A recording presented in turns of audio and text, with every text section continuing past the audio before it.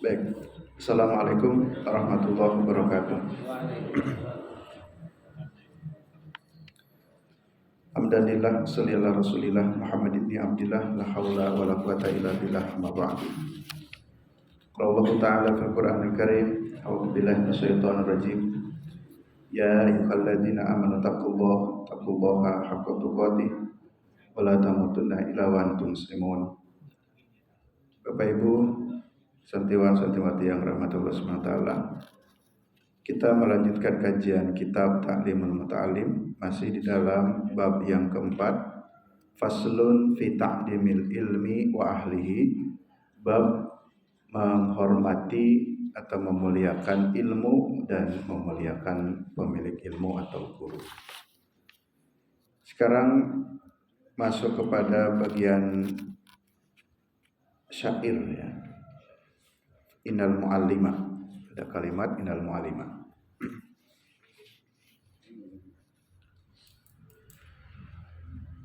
Innal mu'allima wat tabiba kilahuma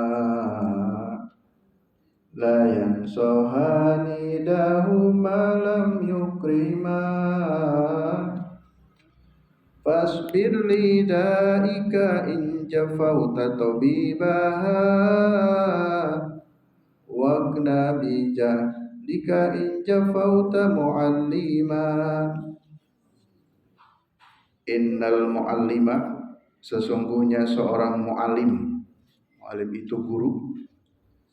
Wat tabiba, dan seorang dokter.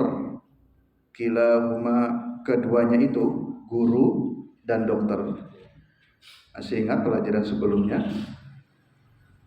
Kalau punya anak, ada yang disekolahkan untuk jadi dokter, ada yang disekolahkan untuk jadi kiai. Jadi dua, ada yang agama, ada ilmu yang pokok, ada ilmu fikih dan ilmu tabib. Seorang mu'alim dan seorang dokter, keduanya la yansohani, tidak akan memberikan nasihat. Idza huma lam yukrama, jika tidak menghormati keduanya. Ini bapak sakit ke dokter, pas dinasihati dokter malah ngeyel. Enggak menghormati dokter, ngapain dokter begitu sok-sokan tahu meriksa. Kalau dokternya enggak usah tanya, malah ditanya, "Bapak sakit apa?" Berarti belum pintar. Masa tanya dulu? Harusnya enggak usah tanya-tanya saya. Coba tebak saya sakit apa. Kan dokter tanya dulu, "Bapak sakit apa? Yang dirasa sebelah mana?" Protes-protes. Ya itu namanya enggak menghormati. Siapa orang yang tidak menghormati dokter, ya jangan berharap ingin disembuhkan. Ya sudah, kalau kamu enggak ingin disembuhkan. Jadi kalau kamu juga ingin ilmu dan seorang guru, ya hormati guru. Kalau tidak menghormati, ya sudah, jadi enggak usah ikut belajar sama guru itu. Kira-kira begitu. Jadi dua orang ini ya harus dihormati, karena kedua orang ini tidak akan bisa memberikan ya nasihat atau manfaat jika dia tidak menghormati keduanya. Dalam saya disebutkan fasbir lidaika in jafauta tabibaha, ya bersabarlah kamu dengan rasa sakitmu. Ya, bersabarlah dengan rasa sakitmu. In jafauta tabibaha, jika kamu mengabaikan dokter. Kan kita sakit, butuh obat, butuh resep dari dokter, tapi ketika ketemu dokter malah nyepelek ke dokternya. Ya sudah, bersabar saja kamu, rasakan sakitmu itu kalau memang tidak menghormati dokter. Wabna bijalika in jafata mu'aliman, dan kamu juga harus terima kebodohanmu kalau tidak menghormati mu'alliman, seorang guru. Jadi bersabarlah dengan kebodohanmu. Jadi kamu tetap bodoh kalau tidak mau belajar kepada seorang guru. Nah, dengan guru tidak menghormati ilmu-ilmunya, dengan dokter tidak menghormati ilmu-ilmunya. Nah, itu pesan dari syair. Wahukia diceritakan anal Khalifah Harun ar-Rasyid. Ini ada satu kisah tentang Harun ar-Rasyid. Ba'asa ibnahu ilal Asma'. Ketika Harun ar-Rasyid ini meminta anaknya untuk ketemu Al-Asma', nama orang, lihat limal ilma wal adab, Jadi ini khalifah, presiden, pejabat. Itu mengutus anaknya, nak, kamu pergi ke guru ini, Al-Asma. Belajarlah engkau ke Al-Asma liyu'limahul ilma wal adab. Kamu belajar ilmu dan belajar adab. Nah, ini yang paling penting. Jadi kalau orang belajar ilmu banyak di sekolah, di kampus itu pada belajar ilmu, tapi belum tentu pada belajar adab. Nah, maka pergilah kepada guru untuk belajar ilmu dan belajar adab. Itu anak khalifah, anak pejabat. Kamu datang ke guru sana, belajar ilmu kepada beliau, belajar adab pada beliau. Fara'ahu yawman yatawadda wa yaghsilu rijlahu wa ibnu khalifah yasubul ma'ala rijlihi. Suatu saat sang guru itu sedang berwudu. Ketika berwudu kemudian mencuci kakinya, maka wa ibnu khalifah, anaknya khalifah, anaknya pejabat, membantu yusibul ma'ala rijlihi, membantu mengucurkan airnya. Jadi ketika guru sedang berwudu, anaknya membantu mengucurkan air ke kakinya. Fatabal khalifah al-asma fi dalika. Ketika melihat anaknya begitu, khalifah menegur si guru itu, kenapa kok anakku cuman disuruh menyiramkan airnya saja? Faqala, lalu sang khalifah ini Harun ar-Rasyid mengatakan, innama buistu ilaika lita'limahu wa tu'addibahu. Aku mengutus anakku ke sini ini untuk engkau ajarkan ilmu dan engkau ajarkan adab. Jadi ternyata cuma menyiramkan saja itu enggak cukup. Kakimu itu suruh basuh oleh anakku gitu. Jadi santri ini bantu mengucurkan airnya untuk gurunya. Itu membantu. Kalau orang dulu kan pakai keran ya, mungkin dipegangin. Kayak Rasulullah juga kan, beberapa sahabat ada yang membantu menuangkan airnya. Rasulullah berwudu. Nah ini muridnya, sini bantu. Nah, ketika guru berwudu kan megang-megang kaki itu muridnya yang menyiramkan air. Nah tahu itu malah bapaknya nih pejabat Harun ar-Rasyid, kira-kira bahasa itu, tidak usah begitu, langsung saja itu kaki Ustadz suruh dicuci oleh anak saya. Jadi jangan Ustadz yang nyuci sekalian. Jadi maksudnya untuk betul-betul belajar adabnya di situ. Sini ya, menurut riwayat sini.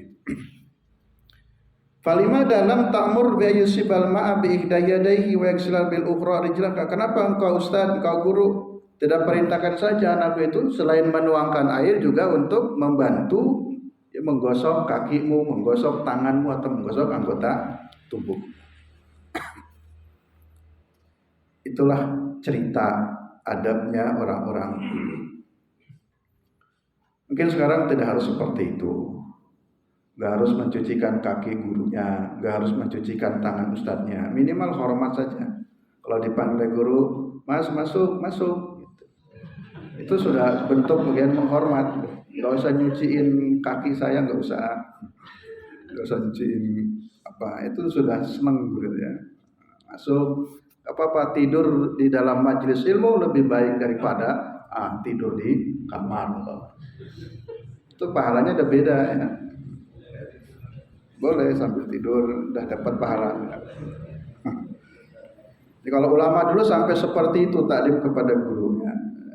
Kita tidak haruslah seperti itu. Tapi kita belajar dengan kisah-kisah bagaimana para ulama sukses karena menghormati guru-guru.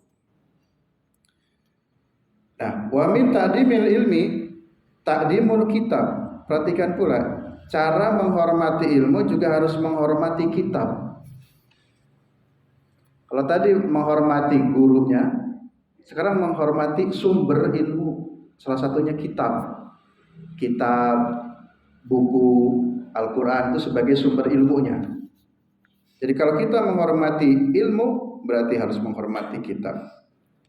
Fayanbaghi li talibil ilmi an la yahudal kitaba illa bi taharah. Seyogianya bagi para pencari ilmu itu jangan memegang kitab kecuali dengan bersuci. Nah itu kalau ulama dulu, ini megang kitab seperti ini harus punya wudu. Ini wudu ini dalam rangka adab. Ya, jadi ini bukan hukum. Hukumnya wajib, bukan wajib. Tapi adabnya. Karena ini kan kita sedang belajar ilmu, ingin mengambil faedah satu ilmu dan satu kitab. maka adabnya untuk bersuci terlebih dahulu.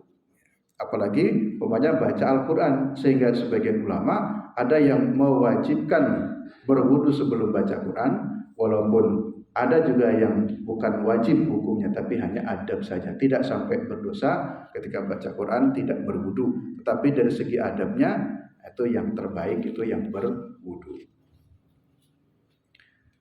Fa inni ma akhadtu al-qagida illa bi-taharah.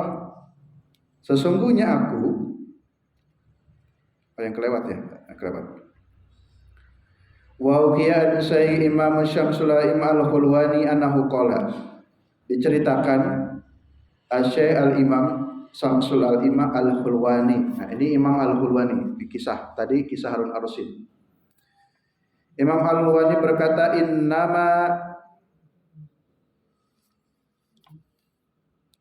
Innama niltu hadal ilmi bit-ta'dim. Sesungguhnya aku mendapatkan ilmu ini ya bit-ta'dimi karena sebab menghormati ilmu. Jadi Syekh Khulwani namanya Syekh ya, ulama besar. Saya jadi ulama hari ini karena dulu ketika saya belajar saya selalu berusaha untuk menghormati ilmu. Kata beliau Syekh Khulwani, fa inni ma akhadtu al-qagida illa bitahharah. Aku tidak pernah mengambil satu kertas pun kertas yang itu ada ilmu illa bitahharah, kecuali bersuci. Jadi Syekh Khulwani ini berarti termasuk orang yang selalu menjaga wudu. Jadi kemanapun selalu berwudu, sehingga setiap kali aku akan membaca satu buku atau tidak pernah aku memegang atau menyentuh satu qagid, yaitu kertas ilmu, kecuali dengan bersuci. Itu pengalaman Syekh Al-Khulwani. Wa al-Imam Syamsul A'immah As-Sarkhasi, juga Al-Imam As-Sarkhasi, ini cerita lagi yang ketiga nih. Tadi Imam Al-Khulwani, beliau bagaimana selalu menjaga wudu. Kisah Imam As-Sarkhasi, kana mabtunan wa kana yuqarriru fil lailatin fatawadda'u tilkal lailah sab'a asrata maratin li'annahu kana la yuqarriru illa bit-taharah. Imam As-Sarkhasi, ya, tadi Imam Al-Khulwani, Imam As-Sarkhasi pun adalah imam yang selalu berusaha menghormati atau adab terhadap ilmunya dijaga. Beliau pernah sakit perut, karena mabtunan, beliau sakit perut. Ketika sakit perut, wa kana yukarriru fi lailatin, akhirnya dalam semalam, namanya orang sakit perut kan bolak-balik, yang bisa ngentut, yang bisa buang hajat. Setiap kali setelah buang hajat, fatawaddo, beliau berwudu. Jadi setiap setelah buang air, ya, wudu lagi, namanya juga sakit perut. Sampai di sini disebutkan, kata Syekh Az-Zarnuji, beliau berwudu dalam semalam sab'a asrata maratin, 17 kali. Semalam wudunya 17 kali. Kenapa? Karena Imam As-Sarkhasi itu karena la yuqarriru illa bitahharah, beliau tidak mengulang-ulang kecuali dalam keadaan bersuci. Jadi umpamanya ya, ini umpamanya kita sedang baca kitab nih, ngentut, keluar dulu, wudu lagi, terus lanjutkan baca kitab. Nanti ngentut lagi, keluar lagi, wudu lagi, begitu. Karena sedang sakit perut. Sehingga dalam kitab disebutkan beliau Imam As-Sarkhasi berwudunya sampai sab'a asrata marat, 17 kali wudu. Berarti 17 kali batal karena beliau tidak mau membaca satu kitab kecuali dalam keadaan bersuci. Hada li'anal ilma nurun wal wudu nurun. Kenapa itu dilakukan? Selalu berwudu. Karena kata beliau, li'annal ilma nurun. Ilmu itu adalah nur. Ilmu itu cahaya. Wal wudu nurun, dan wudu pun cahaya. Orang yang sering berwudu kan bercahaya. Yang dalam hadis Bulughul Maram juga ada orang yang selalu menjaga wudunya maka akan terpancar sinar dari wajahnya. Pertama, ilmu itu sebagai sebuah cahaya, wudu pun sebagai sebuah cahaya. Jadi kalau kita ingin mendapatkan cahaya maka juga kitanya harus bercahaya, kira-kira begitu, bersih. Kita bersih. Nah, itulah kisah Imam As-Sarkhasi. Fayazdadu Faizdadu nurul ilmu bihi, karena cahaya ilmu itu bisa didapat dengan cahaya wudu gitu. Jadi kata beliau, kita akan dapatkan cahaya ilmu kalau kita pun punya cahaya wudu.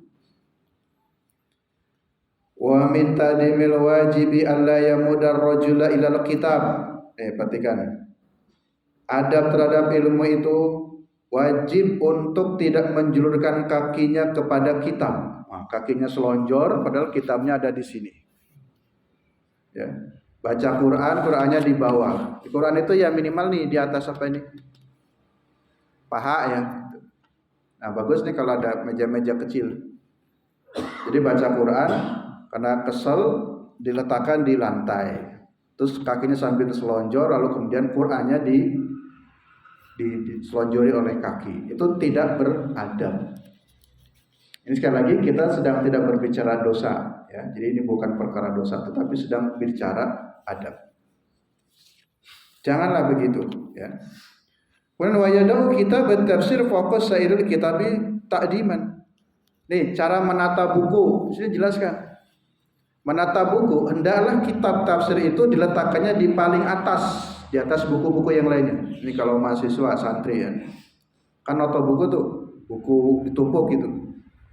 Itu jangan sampai kitab yang kategori tafsir malah di bawah, di atasnya itu kitab apa, buku apa, buku apa. Apalagi meletakkan Quran, itu tafsir saja yang sudah ada tambahan. Quran kok di paling bawah, di atasnya numpuk ada kamus bahasa Inggris, ada apa. Itu adabnya. Ya kita menghormati ilmu yang ada dalam kitab tafsir itu, atau kita menghormati Quran. Nah diupayakan Quran itu letaknya kalau mau disusun begini itu paling atas. Jadi wayadahu kitab tafsir fawqa sairil kutub ta'diman. Hendaklah meletakkan kitab tafsir itu di atas beberapa kitab yang lainnya ta'diman, sebagai bentuk takdim, hormat kepada ilmu. Jadi walaupun nggak ada guru, itu ada ilmu. Jadi tadi kita itu harus menghormat ilmu, menghormat guru yang memberi ilmu maksudnya. Wala yadul kita bisyai'an akhar, dan jangan meletakkan sesuatu pun di atasnya. Ya, kecuali mungkin asalkan bukan tujuan untuk merendahkan atau mengecilkan, menyepelekan ya. Nah, misalkan saya baca Quran. Nah, kadang kan ada angin. Nah, ketika ada angin, nah itu kertasnya kan terbuka-buka lagi. Akhirnya saya letakkanlah kacamata saya di atasnya. Tujuannya supaya tidak terbang-terbang. Itu tidak apa-apa. Tapi di sini maksudnya jangan meletakkan yang kemudian itu maknanya tidak baik. Gitu. Jadi di atas Quran kok diletakkan benda apa, tumpukan apa. Itu cara menghormat ilmu. Wa kana ustaduna Burhanuddin Hakian Sahil Masaih anna faqiyan kana wada al-mihbarah alal kitab. Bercerita guru kami Burhanuddin menceritakan dari gurunya lagi bahwa seorang faqih kana wada al-mihbarata alal kitab. Beberapa guru-guru kami juga meletakkan mihbarah. Mihbarah itu botol tinta di atas kitabnya. Itu tidak apa-apa, bukan tujuannya untuk tadi menghinakan. Kan tidak meletakkan sesuatu apapun di atas kitab itu. Kalau orang dulu ya, mungkin anak sekarang nggak tahu ya. Kalau orang dulu belajar mau nulis itu kan ada botol tintanya tuh. Ini ada pulpennya. Nah, dicelupkan. Pulpennya celupkan, lalu kemudian nulis, celupkan lagi, nulis. Nah, ini kan masa dipegangi terus, akhirnya diletakkan di atas kitabnya. Yaitu ya tidak apa-apa.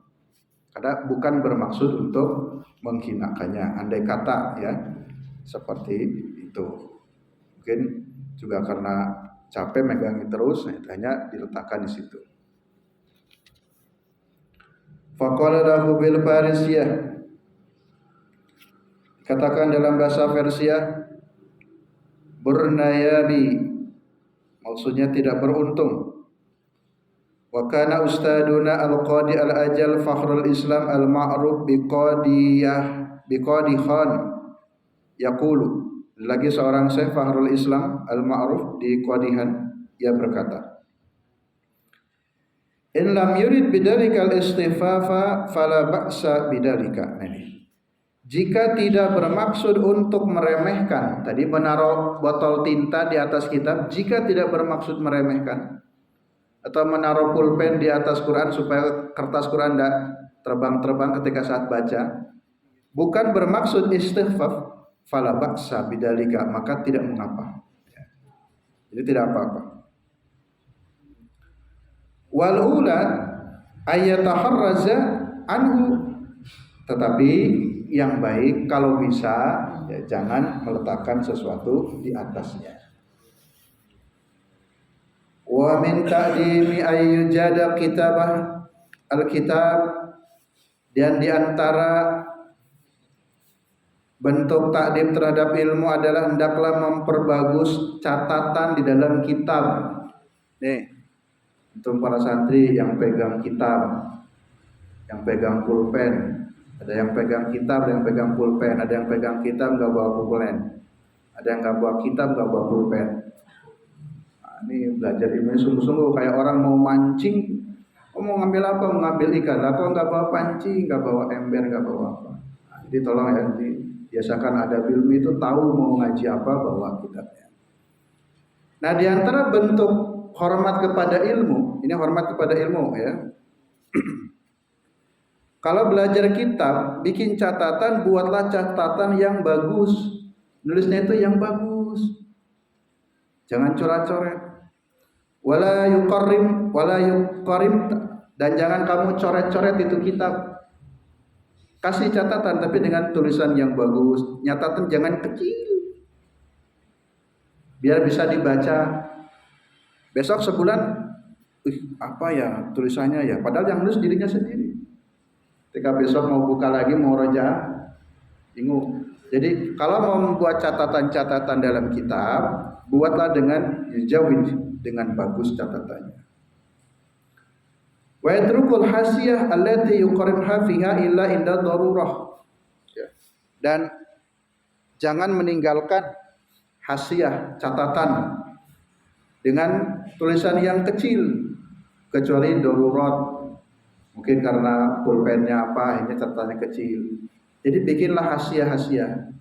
Ya kan ada hasiah itu catatan-catatan kecilnya, ringkasannya dalam kitab itu. Kan kita kan lupa nih, ada beberapa catatan dari gurunya, dari ustadznya itu. Oh, saya catat lagi ada informasi penting dalam menjelaskan teks tersebut. Wara Abu Hanifah katiban yuqarim tafil kitabah faqala. Imam Abu Hanifah berpendapat ketika orang yang memberi coretan di kitab, lo katakan la tuqarmit khotoka, janganlah kamu coret-coret kitabmu, janganlah kamu bikin tulisan yang kormit itu kecil sekali, jangan, kata Abu Hanifah. Kenapa?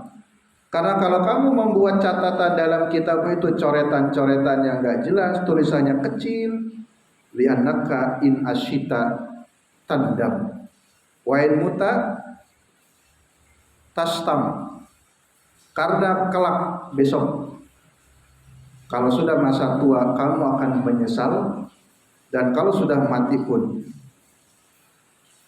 tastamu, kamu akan dicaci maki. Jadi kalau hari ini antum sedang belajar kitab, ada catatan di kitabnya, tapi nulisnya itu coret-coret, nggak bisa terbaca, jangan begitu kata Abu Hanifah, karena besok kalau sudah masa tua, kamu akan menyesal. Kalau hari ini tulisan cuma coret-coret, dan kalau sudah mati, kamu akan dimaki. Itu kata Abu Hanifah. Kenapa? Ini jawabannya.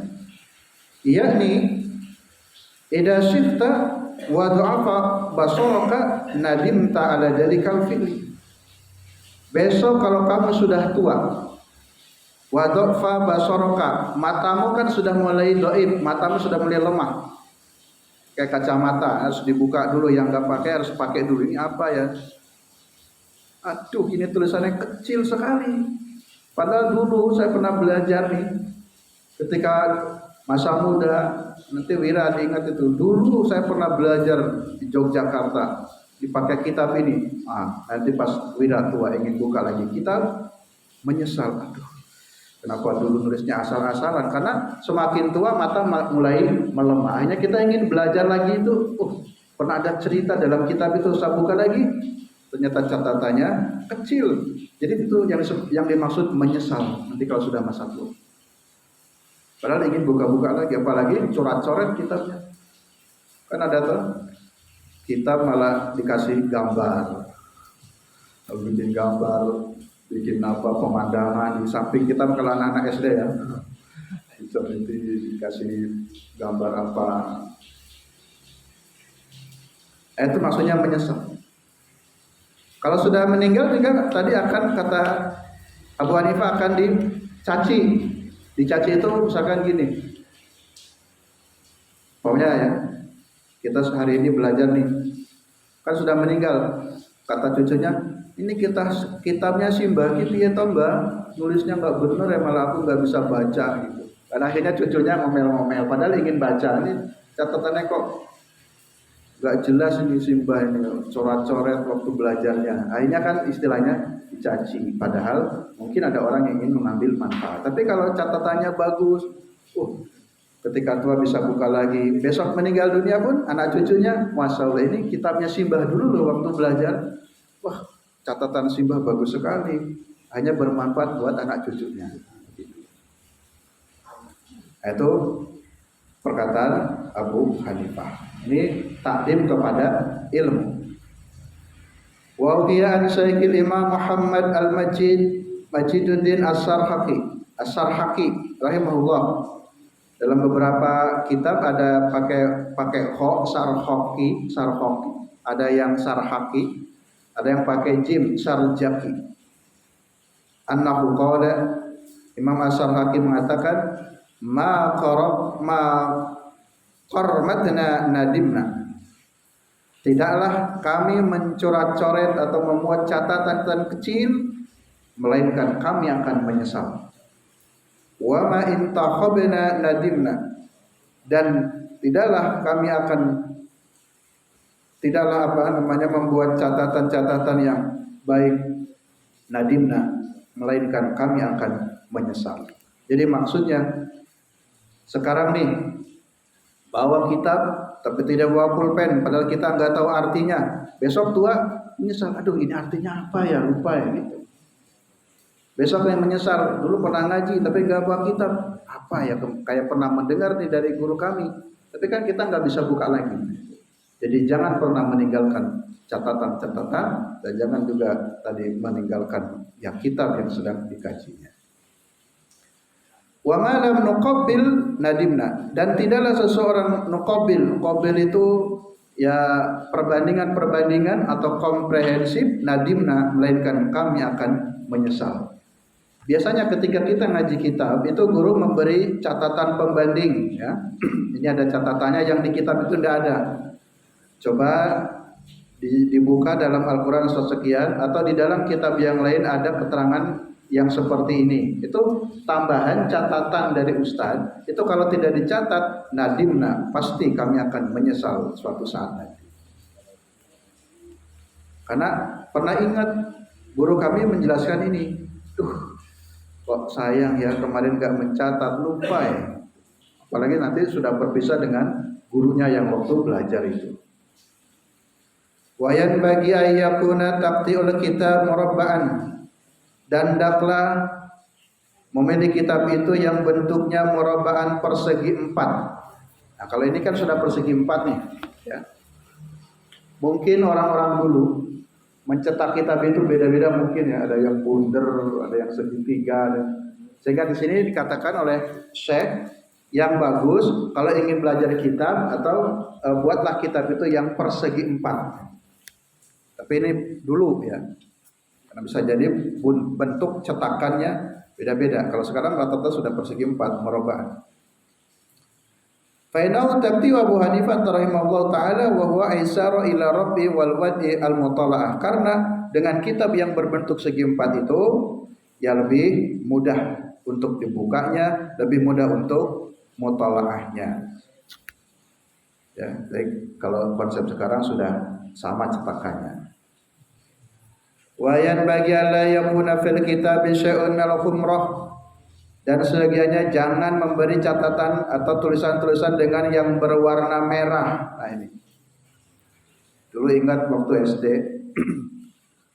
guru saya kalau mengingatkan murid-muridnya, kan ada yang bawa pensil merah Pak ya, pensil merah, pensil hitam, pensil biru. Itu kalau bawa pensil merah itu dimarahi sama guru, jangan pakai yang merah Pak, jangan pakai yang merah. Tapi ini cuman saran dalam kitab ini ya. Jadi warna merah tidak harus ya. Karena sekarang banyak juga mobil merah, partai merah banyak ya. Jadi yang merah-merah juga banyak. Bahkan cetakan kita pun yang berwarna merah ada. Ini juga ada merah. Saya punya kitab model cetakan sekarang kan cetakannya putih, nanti beberapa anu di blok merah. Kalau dalam Quran juga kan lafaz Allah dikasih tanda merah. Jadi warna merahnya itu bukan satu keharaman, bukan. Tapi ini cerita orang dulu atau ulama dulu. Ulama-ulama dulu tidak suka dengan yang berwarna merah. Jadi kalau catatan-catatan di kitab itu jangan pakai yang humroh berwarna merah. Kenapa? Alasannya Faina soni'ul falasifah wala soni'a salaf. Karena yang berwarna merah itu adalah perbuatannya para filosof, bukan perbuatannya ulama-ulama salaf. Begitu. Jadi pada masa dulu ya, keilmuan ini masih dipertentangkan antara keilmuan filosof dengan keilmuan para ulama klasik, ulama salaf. Tapi kalau sekarang ya tidak juga. Dan kitab-kitab cetakan Saudi pun ya itu sudah banyak yang dikasih tanda merah. Jadi sekali lagi di sini maknanya bukan haramnya warna merah, tapi pemahaman ulama saat itu tentang warna merah karena ada pertentangan keilmuan antara para filosof, ya, ahli-ahli filsafat dengan ulama-ulama salaf. Ini bagian dari hormat dengan ilmu. Wa min masyayikhina man qara istimal al-murakkab al-ahmar. Sampai-sampai dari guru-guru kami ada yang tidak suka punya kendaraan yang berwarna merah. Jadi saking kurang senang dengan merah itu karena itu milik filsuf. Jadi kalau beli motor jangan warna merah, beli mobil jangan mempunyai berwarna merah. Wa min ta'dimil ilmi, dan di antara ta'dimnya terhadap ilmu adalah ta'dimus syuraka wa may yata'allama minhu. Nih perhatikan nih. Di antara bentuk kita menghormati ilmu adalah menghormati teman. Teman yang belajar ilmu. Nah, ini teman yang belajar ilmu itu kita hormati. Ya, bawahnya nih mohon maaf ya, ada istilah senior, junior. Walaupun dia junior, tapi dia ngajinya tekun, tapi dia tajwidnya bagus, tapi dia bahasa Arabnya pinter. Yang senior walaupun sudah usia tua, jangan malu untuk belajar kepada yang junior. Menghormati karena sebab ilmunya. Bapak ngaji tajwid, walaupun umur bapak sudah 60 tahun, ngaji tajwid kepada anak yang umur 17 tahun tidak ada persoalan. Kita menghormati karena sebab ilmunya. Jadi jangan, itu kan anak kecil, nggak harus hormat. Bukan karena anak kecilnya, tapi kita hormat karena ilmunya.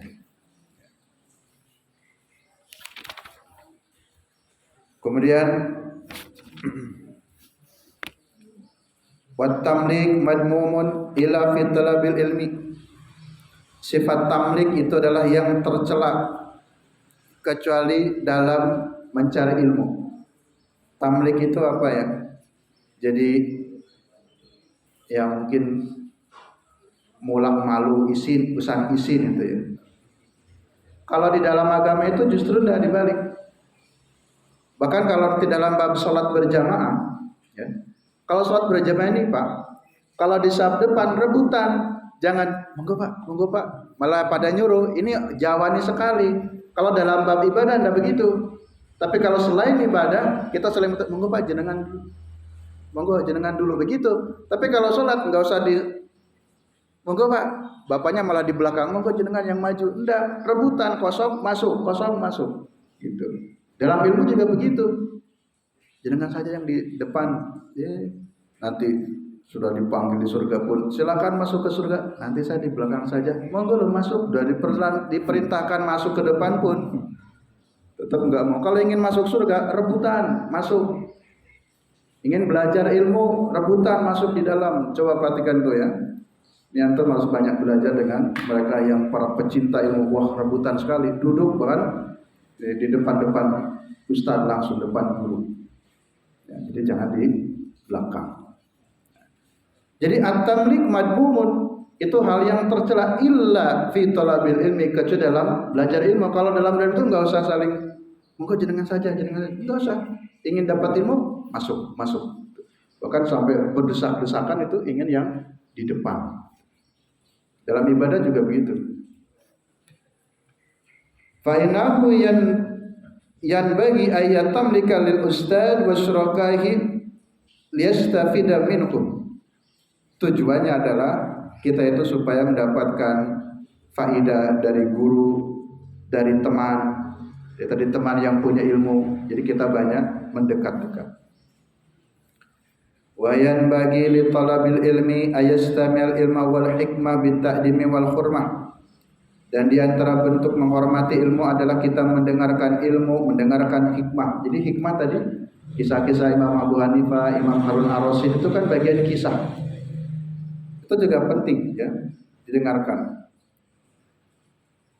Wa in sami'a mas'alatan wahidatan wa kalimatan wahidatan alfu maratin.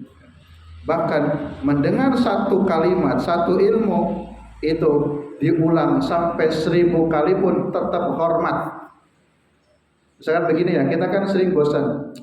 Kemarin khutbahnya tentang itu, ulang lagi tentang itu lagi. Nanti ada ustadz baru sama temanya itu lagi. Jadi kalau baru 3 kali sudah merasa bosan, lalu nggak hormat dengan ilmu, bukan persoalan siapa yang bicaranya, tapi merasa itu kan sudah sering dijelaskan lagi bosan. Kalau belum 1000 kali, ya kita harus menghormati siapapun yang bicara bosan. Paling jelaskannya itu lagi. Jadi orang yang cinta ilmu tetap menghormat ilmu. Ya. Atau bisa jadi ada seorang khotib Jumat, temanya itu terus. Kalau belum 1000 kali, kita hormati saja. Temanya tentang itu saja diulang-ulang. Tidak apa-apa. Hormati ilmu. Jangan belum 1000 kali sudah bosan akhirnya ya, mencaci ilmu. Itu bosan. Nggak boleh bosan dengan satu ilmu. Bahkan diulang-ulang sampai 1000 kali pun kita tetap takdim. Kila dikatakan man lam yakun ta'dimahu ba'da alfik marratin kata'dimi fi awali marrah falaysa bi ahli ilmi. Siapa orang yang belum bisa menghormati 1000 kali satu ilmu yang sama ya, umpamanya menjelaskan tentang syukur. Kalau belum sampai 1000 kali perhatiannya full, fokus seperti perhatian pertama. Ini ilmu menarik ya, baru tahu nih tentang makna syukur. Ada pengulangan lagi di kedua, ketiga, keempat. Kalau belum 1000 kali, maka kita ini belum dianggap orang yang menghormati ilmu. Berat ya kita. Tapi para ulama sampai seperti itu, betul-betul menghormati ilmu. Ya. Ini terlepas siapapun yang berbicara, tapi menghormati ilmunya. Kemudian wa yanbaghi li talabil ilmi alla yakhtarana wal ilmi bi nafsi. Seyoginya bagi para pencari ilmu itu jangan menyerahkan perkara ilmu itu kepada diri sendiri. Bal yufawwidu amrahu ilal ustad, tapi serahkan atau musyawarahkan kepada guru. Jadi memutuskan satu perkara itu jangan langsung sendiri. Pokoknya kita bilang nih ke ustaz atau konsultan, ustaz, ini baiknya saya belajar nahwu dulu atau sorof dulu atau balagoh dulu ya. Ini umpamanya belajar bahasa Arab nih, kan ada nahwu, ada sorof, ada balagoh. Ini baiknya menurut ustaz ini saya belajar memperdalam nahwu dulu atau sorof dulu atau balagoh dulu. Jadi jangan langsung dipikirkan, saya mau belajar balagoh saja. Belum dikonsultasikan, ternyata memilih balagoh berat. Tapi kalau dikonsultasikan dulu, insya Allah guru akan membantu menghantarkan, melihat potensi muridnya. Baiknya kamu mungkin dasarnya mending belajar nahwu dulu. Ini mau belajar kitab nih, baca kitab gundul, jangan belajar balaghah dulu, udah kamu belajar nahwu dulu atau kamu belajar sorof dulu. Jangan karena suatu saat pernah dengar ada ustadz menyampaikan balaghah, langsung saya harus belajar balaghah. Ya benar, tapi juga akan baik sekali kalau dikonsultasikan dengan gurunya. Fainal ustadz qad hasala lahu at-tajarrub. Kenapa harus bertanya kepada guru?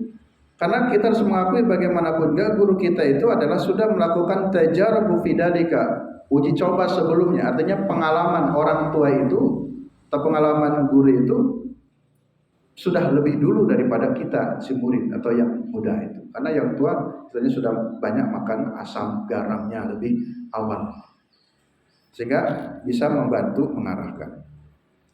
Wa rafa ma yanbaghi likulli wahidin wa ma yaliqu bi tabi'atihi. Seorang guru sudah paham memahami sehingga dia akan mengarahkan apa yang sesuai dengan tabiatnya atau dengan bakatnya si murid itu. Wa kana Syekhul Imam Al-Ajal Ustaz Syekhul Islam Burhanul Haq wa Din rahimahullah taala, ini Syekh Burhanul Haq berkata, kana talabatul ilmi fi zamanil awal yufawwidu umurahum fit ta'limi ila ustadihim. Kata Syekh Burhanul Haq dulu, ya ini dulu nih. Orang-orang dulu kalau belajar ilmu itu selalu yufawwidu umurhim, menyampaikan perkara-perkaranya kepada gurunya. Konsultasi. Wa kanu yasalluna ila maqsudihim wa muradihim, sehingga mereka para ulama dulu banyak berhasil karena selalu konsultasi dengan gurunya. Tapi wal'an sekarang ini kata saya Janudi sekarangnya, tapi kan sudah dulu lagi. Mungkin apalagi zaman sekarang ini makin sekarang. Wal'an sekarang yakhtaruna bi anfusihim, banyak sekali orang yang menyerahkan perkaranya oleh dirinya sendiri. Ya. Jadi seluruh keputusannya kita yang langsung putuskan. Dah terserahku aja. Terserahku aja gitu. Itu enggak, jangan. Kalau orang-orang dulu selalu konsultasi dengan guru. Wal'an sekarang ini orang sudah tidak berkonsultasi dengan gurunya, tetapi seluruhnya diserahkan kepada dirinya sendiri. Bukan tidak boleh, tetapi alangkah lebih baiknya. Kan pengalaman kita kan mungkin berbeda dengan pengalaman guru kita yang sudah pernah mengalami masanya. Sehingga la yasulu maqsuduhum minal ilmi wal fiqh, sehingga dia tidak bisa mencapai apa yang dimaksudkan dari ilmunya dan dari fikihnya. Sedikit lagi hatamkan satu bab. Wa kana yuhaqiyana Muhammad bin Ismail al-Bukhari. Nah, mari kita dengar nih kisah Imam Bukhari. Diceritakan kisah Imam Bukhari rahimahullah. Kana bada'a bi kitabis shalah ala Muhammad bin Hasan. Imam Bukhari memulai belajar ilmu salatnya kepada guru yang bernama Muhammad bin Hasan. Jadi Bapak Ibu guru dan semua santri pun harus jelas guru itu. Bapak ingin belajar salat kepada guru siapa? Wah, saya mau belajar tentang salat kepada guru A umpamanya. Ya belajar terus. Tanya terus, Ustaz, kalau tentang salat gimana? Terus sehingga suatu saat akan ingat saya belajar salat dari guru A. Sekali lagi kita ingin belajar Quran, belajarlah kepada guru B umpamanya. Jadi nanti bisa bercerita, para ulama dulu kan begitu. Guru ilmu Quran saya si B, dan guru fikih saya si C, dan seterusnya. Jadi setiap ilmu ada yang betul-betul ditekuni, jadi biar jelas. Nah, Imam Bukhari pun dulu beliau cerita nih, diceritakan oleh Syekh Janudi. Beliau mengawali belajar kitab salatnya kepada Syekh Muhammad bin Hasan. Faqala lahu, kemudian gurunya nih Muhammad bin Hasan ini bilang kepada Bukhari, faqala lahu, ia berkata kepada Bukhari, idhab wa ta'lam ilmal hadis. Nah, kata Muhammad bin Hasan, nah Bukhari, kalau menurut saya coba kamu belajar hadis itu. Ya. Pergilah, belajarlah ilmu hadis. Dan kemudian kan Imam Bukhari terkenal menjadi ahli hadis. Itu salah satunya atas saran gurunya. Wah, ini kayaknya Bukhari lumayan juga cerdas. Hanya kan lagi disarankan, kira-kira Mas, coba kamu belajar hadis ya. Hanya maka kemudian Bukhari pun mengikuti saran dari guru, maka beliau belajar hadis terus sampai jadilah beliau ahli hadis. Yang sekarang kita tahu semuanya siapa itu Bukhari. Itu ceritanya tadi karena memusyawarahkan ilmu juga dengan guru. Lima ra'ana dalikal ilma aliyaku yatba'u, karena gurunya mengetahui di situ ada potensi ini sebenarnya tentang hadis. Nah, itulah kamu tekuni hadis saja. Sehingga orang tua pun ya jangan memaksakan anak harus belajar A karena keinginan orang tua A, padahal si anak itu punya potensinya mungkin di jalur B, yang nggak apa-apa. Sarankan ke jalur B, asalkan tetap ya dalam kerangka agama ya. Jadi bisa memahami potensinya. Wa talabul ilmil hadisa fasara fihi faqadaman ala jami'i matil hadis. Maka kemudian Imam Bukhari pun belajar ilmu hadis.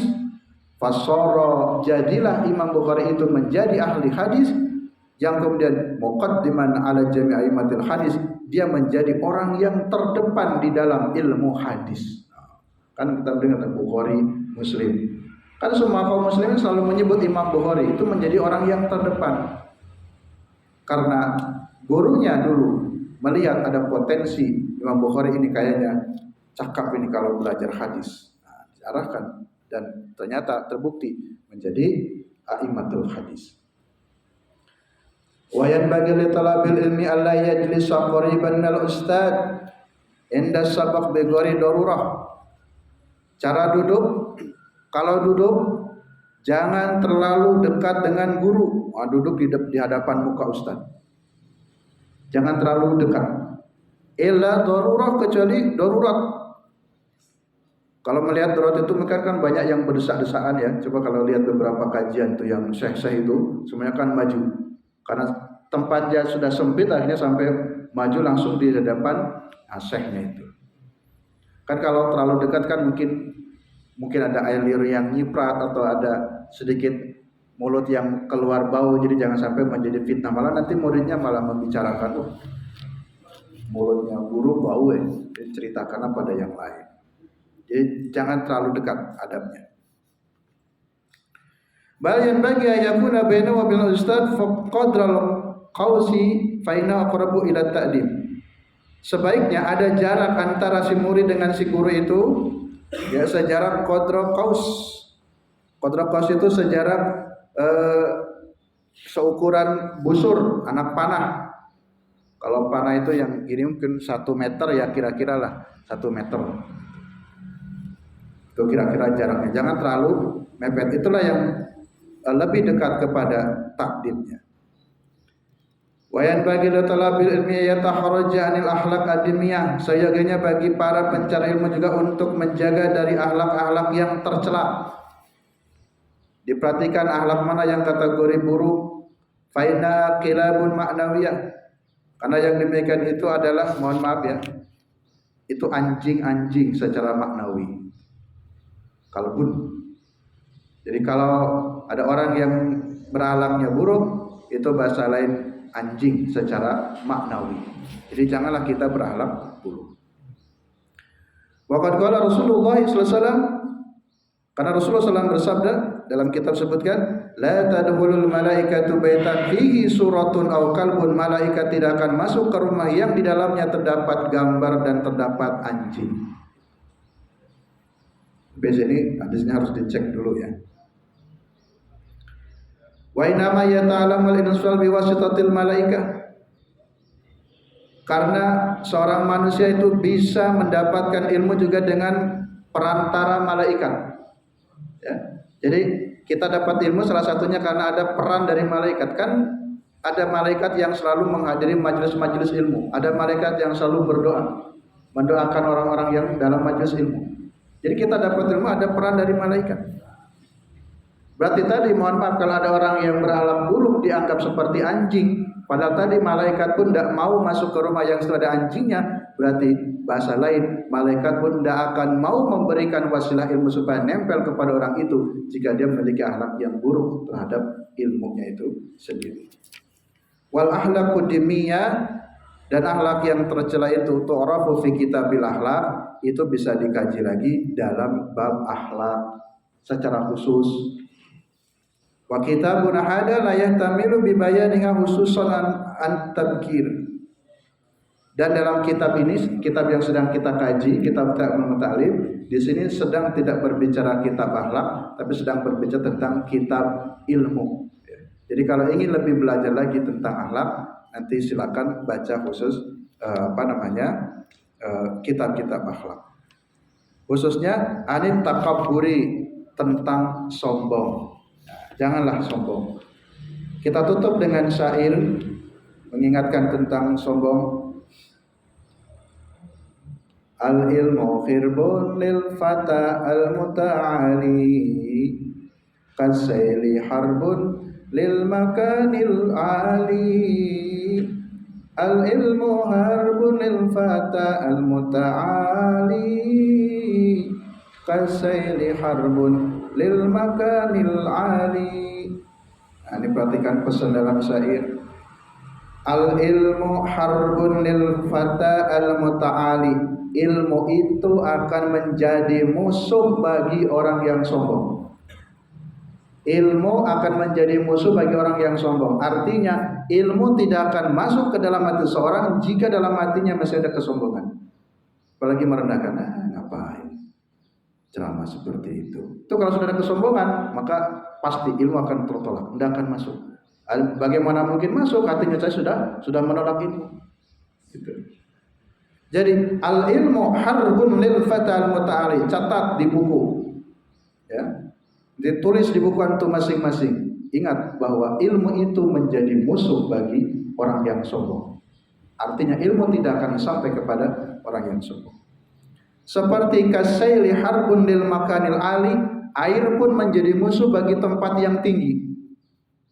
Ya, air pun menjadi musuh bagi tempat yang tinggi. Apa ada air yang mengalir ke tempat yang tinggi? Tidak ada. Air itu mengalirnya ke tempat yang bawah. Air itu akan mengalir ke bawah. Tidak ada yang ke tinggi. Kecuali sekarang ya, Pak Sigit kan pinter bikin sumur. Air dari sumur kan dari bawah ditarik, dipaksa ke atas dulu. Tapi kan nanti ujungnya diturunkan lagi ke bawah. Itu kan hanya untuk teknis saja. Tapi prinsip umum, air itu akan mengalir ke tempat yang rendah. Ilmu itu akan mengalir kepada hati-hati yang rendah, bukan hati-hati yang tinggi, bukan hati-hati yang sombong. Itulah prinsip dalam berilmu. Alhamdulillah, kita sudah menyelesaikan satu bab. Bagaimana kita sudah paham sekarang cara menghormat ilmu, cara menghormat guru, dan cara menghormat teman yang berilmu. Mudah-mudahan kita semuanya bisa mengambil faedah ilmu dari kitab saya ajar di sini, dan kita berusaha sedikit demi sedikit untuk mengamalkannya. Untuk apa belajar ilmu kalau tidak diamalkan? Ya. Jadi target dari ilmu sesungguhnya untuk diamalkan. Mari kita akhiri dengan doa kafaratul majlis. Subhanakallahumma wa bihamdika asyhadu an la ilaha illa anta astaghfiruka wa atubu ilaik. Assalamualaikum warahmatullahi wabarakatuh.